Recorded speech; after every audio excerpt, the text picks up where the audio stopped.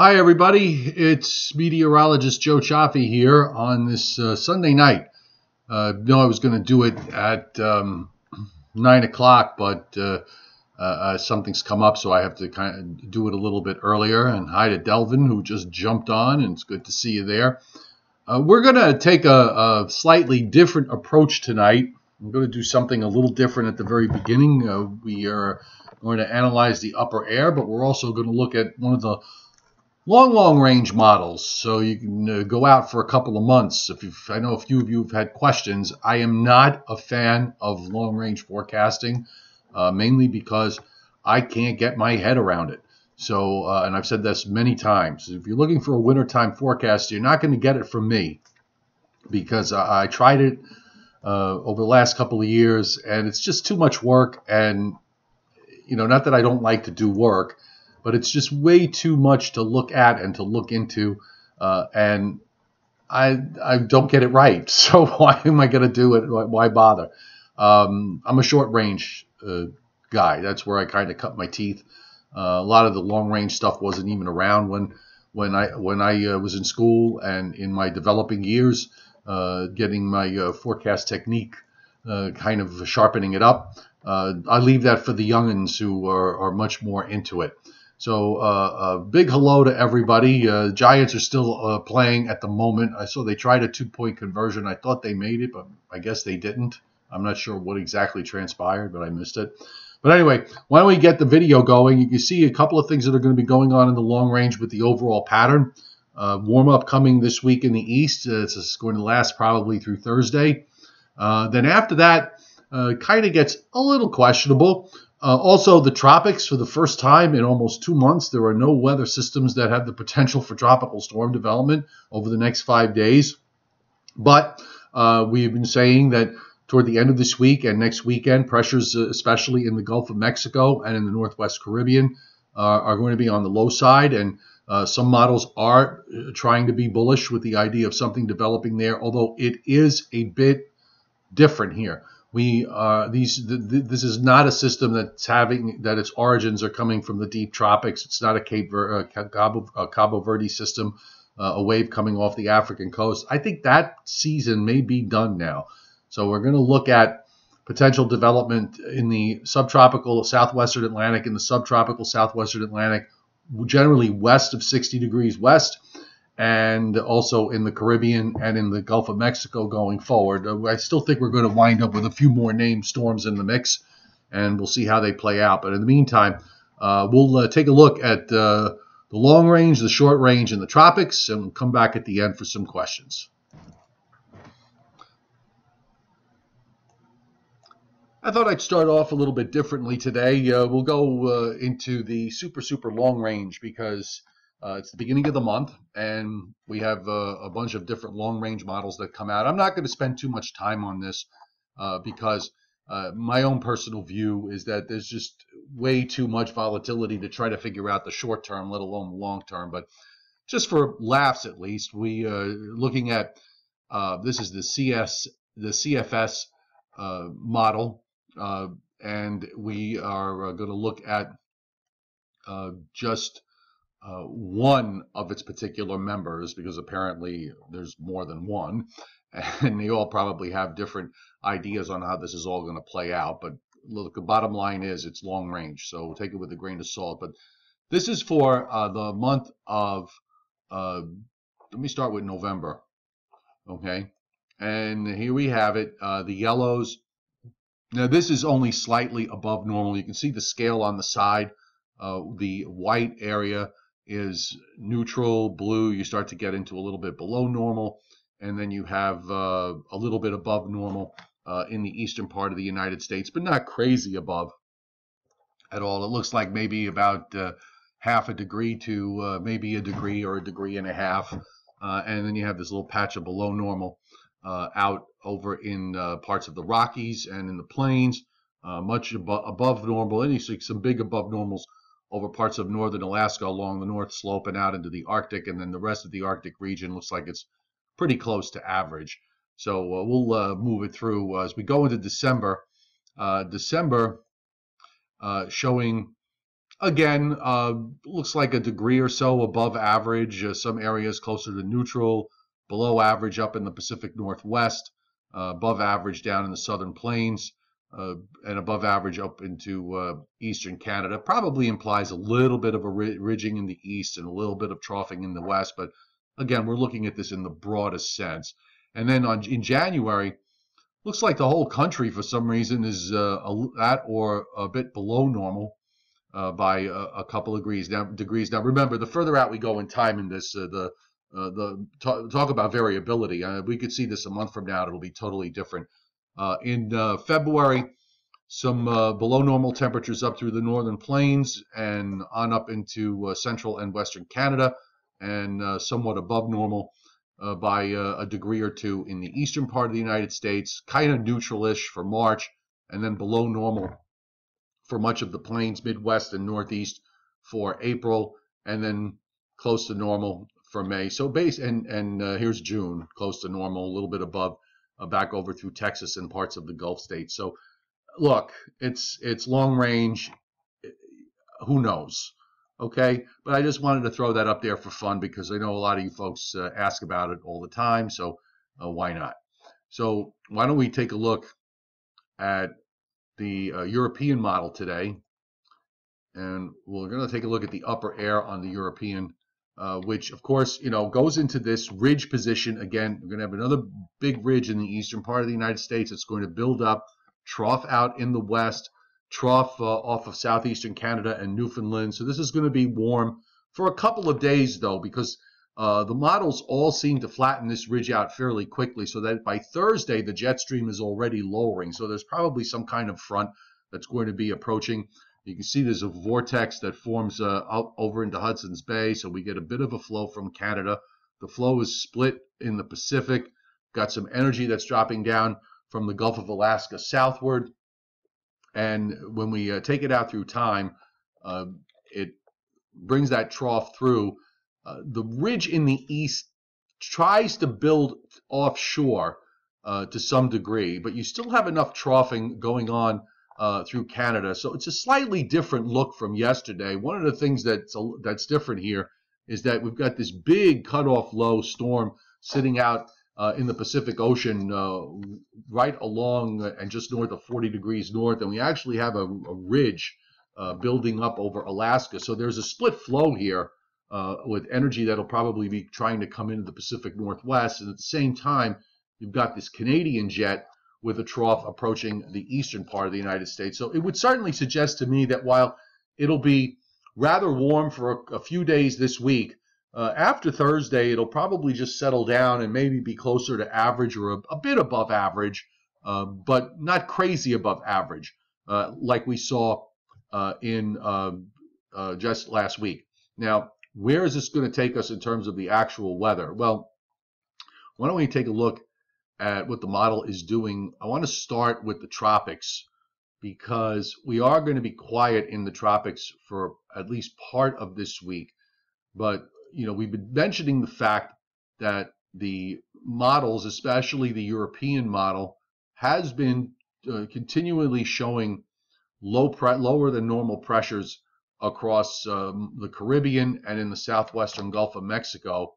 And there's this high that moves out off the East Coast. You can see it there inside that dark orange area. But notice the down in the Caribbean, you've got basically, because of the high with easterly winds from the southwest Atlantic across the Gulf of Mexico, it makes room for lower pressures down in the Caribbean area. And by 120 hours, you start to get some sort of broad low pressure area that develops right over the Yucatan Peninsula, right in here, Yucatan Peninsula, northwestern Caribbean, sort of a broad low. Usually these systems tend to be very wet in nature and also very slow to develop into depressions or tropical storms. But the European is a bit bullish, finally settles on a low next Saturday. In the northwest Caribbean off the northeastern tip of the Yucatan, and it tries to take it northeastward toward Florida and the southeast. And because of another front that's coming through with the next trough swinging, it wants to bring that moisture up the east coast. It also tries to make some kind of a low south of Bermuda. So that might be some sort of tropical depression there, but who knows? But again, this would be the one area that I think we would have to watch going forward over late this week and next weekend and beyond. But until then, it's just going to be pretty quiet. And in fact, we'll go to the GFS so we can take you through all the sensible weather that's going on. By sensible, I mean day-to-day weather. Models themselves aren't always sensible. But the GFS has a bit of a different view here. It doesn't really go all that crazy with the development in the tropics. But you'll notice out in the Rockies, there's some snows that develop as low pressure drops into Montana. Actually, probably going to see some significant snow up in parts of western Montana there. Meanwhile, in the east, it's all high pressure. Across Florida and the Gulf states, it's tropical moisture streaming from east to west. And some of that rain is probably going to be heavy at times over parts of Florida later this week. And you'll notice here we are by the end of Thursday. Here's that next cold front that's coming through. Nothing all that particularly strong. We've got some cooler air behind it, but nothing especially cool. Just enough to bring temperatures back closer to normal. Front comes through on Friday. Now you can see that the GFS has some kind of weak low that it develops in the eastern Gulf, but it really doesn't do very much with it. It just kind of spins it around, moves it northwestward. And then over time, it does bring up some of that moisture, the low pressure there on the Florida panhandle. So it's probably trying to do what the European is doing. European seems to have a much more defined system where the GFS doesn't seem to know which one to pick out in terms of the lowest pressure. And it does bring that rain up the coast in some fashion for the early part of the week of October 9th. And you can see it there with low pressure sitting off the Delaware coast. But again, who knows at this point, because now we're into day 8 and 9. And then gradually cooler air just kind of spreads out. It looks overall fairly dry. We don't have any of the standard storm systems that we would normally see. Looks like, in the longer term in the west, with the energy trying to come in, we get occasional weather systems that seem to translate out of the Rockies. And then late in the period, it does bring out some kind of low from the central plains on eastward. But again, who knows how real all this is going forward. But so the pattern overall looks basically benign. I think we'll just watch now to see what happens with respect to any kind of potential tropical storm development next weekend in the Northwest Caribbean or Gulf of Mexico. We'll have to examine what the upper air conditions are when we get there. But overall, it's a rather quiet week ahead that we're going to experience. And in the meantime, we will switch over now, and I'll join in on your conversation a bit more and take on whatever questions you may have. So hang on just a sec.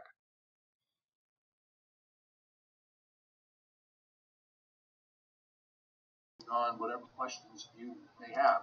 So hang on just a second. And we've switched off. Okay, so you should be able to hear me all right. Let's see. Danville boost. I hear there's other systems going to form after the wind shear is gone. Well, yeah, the wind shear across the tropics right now is tremendous. I mean, it really covers just about everywhere from the Gulf of Mexico all the way out into the tropical Atlantic. Almost continuous.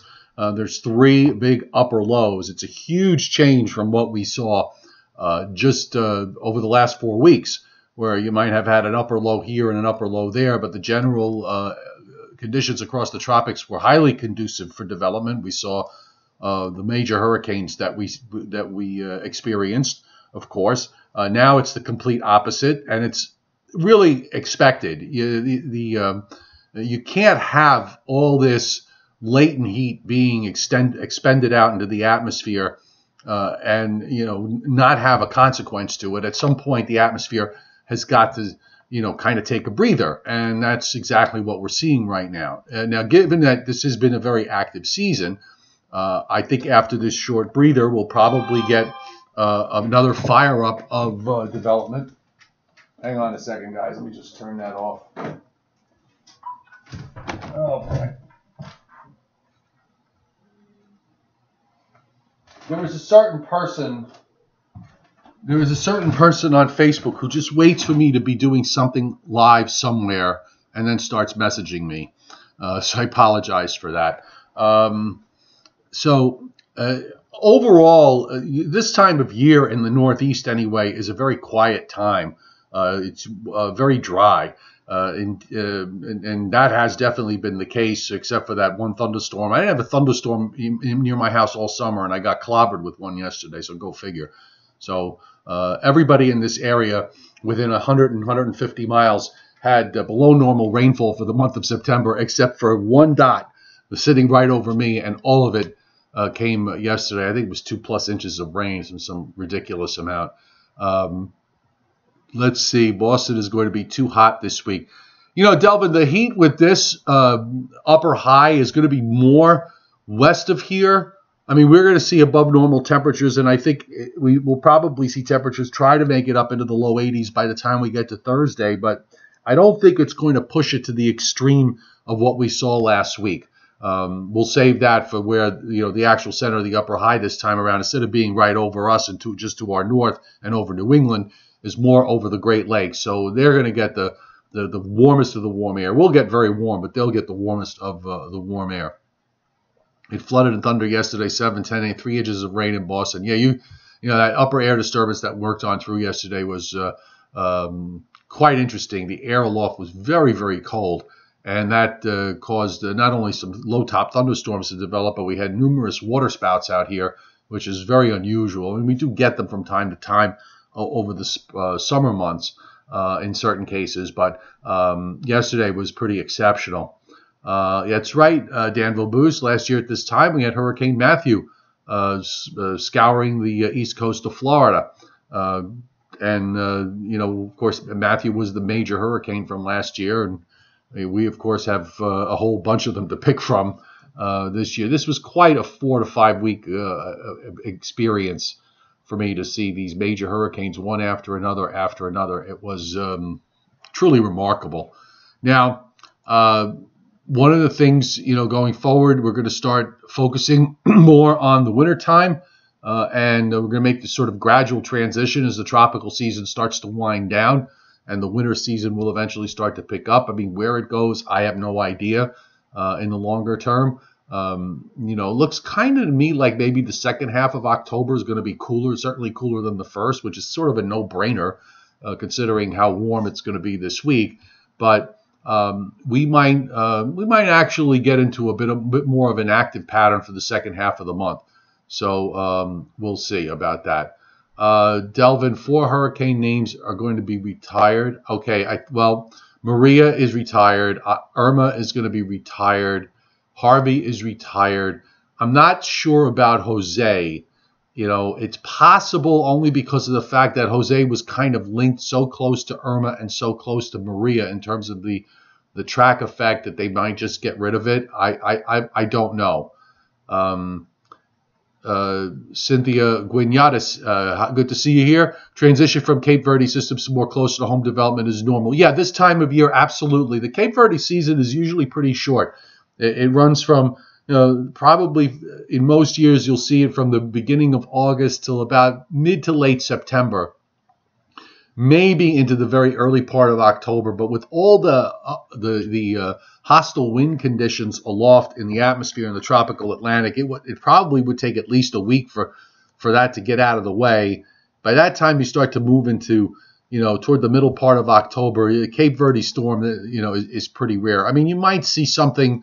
You tend to see more in the subtropics if you go out further to the east. But I think the Cape Verde season may be about done.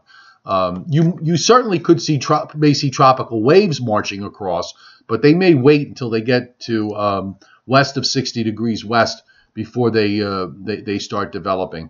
Lee's not going to be retired. That was of no consequence, really, even though it made major hurricane status. Yeah, Billy, I'm kind of mixed on Jose. I mean, if they do retire it, it's only because of the fact that it got to almost Category 5 and it was sort of linked with the other one. So if they want to make a distinction to say that these were the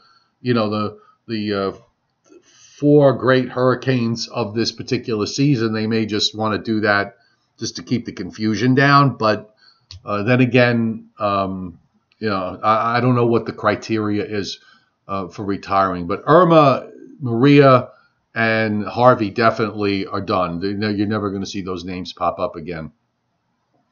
And the swells from Jose up to Boston. We had swells from Maria. The ocean up here has been roughed up for, my God, since late August, early September. The water's been just absolutely crazy at the shore. But that has now, of course, finally started to calm down. Why do they keep reusing the same names for hurricanes? Danville Boost. Well, unless those hurricanes really become notable for one reason or another, there's no reason not to use them again. Since most hurricanes wind up spending their time going out to sea, it would seem silly to not use the name. Otherwise, eventually, you're going to run through a whole list of names. It's just simpler that way. And then you just retire the ones that really stand out. And then they don't have to spend time figuring out new names every year and coming up with the, constant rotating. They have the rotating lists. If they just kept the names, eventually they would just run out, I would suppose. Although the glossary of names is pretty long, but it's probably easier the way they do it. The fall foliage. Yeah, the warm weather does slow it down some. Also, the lack of rainfall or overabundance of rainfall plays a role in that. Lists rotate every 6 years. Retire Irene, then Irma, then so on. Yeah, exactly. So there'll be a new I storm, a new H storm, a new H, I,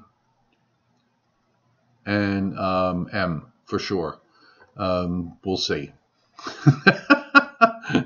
It's just nuts trying to keep up with all this stuff. All right, so we'll keep it short tonight. Check out, I got a couple of website posts on meteorologistjoecioffi.com, so you might want to check those out. I got a separate one on the tropics too, so you can maybe dig a little bit more and see what's going on. We also have some more on my local weather here in the New York, New Jersey, Long Island, Connecticut, Hudson Valley, and Eastern Pennsylvania. Thank you and welcome to all my new subscribers. And, of course, a big thank you to all of you who participate in the chat on a regular basis. I really appreciate it very much. And by the way, I know this is shameless, but I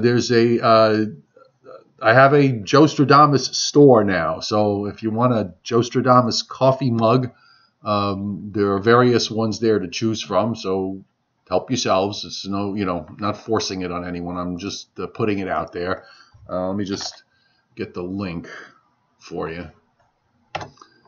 And in case you're interested, you can get it from my Facebook page too. You know what it is? I got to earn a living, folks. Yeah, there are some T-shirts on there too, but save it for Christmas and buy all your friends, weather mugs or something. But if you'd like, you can go take a look, and I'll be adding some stuff along the way. I actually have a Gust Buster umbrella that I'm going to put up there. These umbrellas are awesome. They withstand winds of up to 70 miles an hour. They are so heavy duty, and they really work well.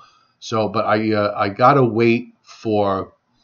I got to clear a few things in order to set it up. But when it comes on, I'll put it on there. I'll let you guys know.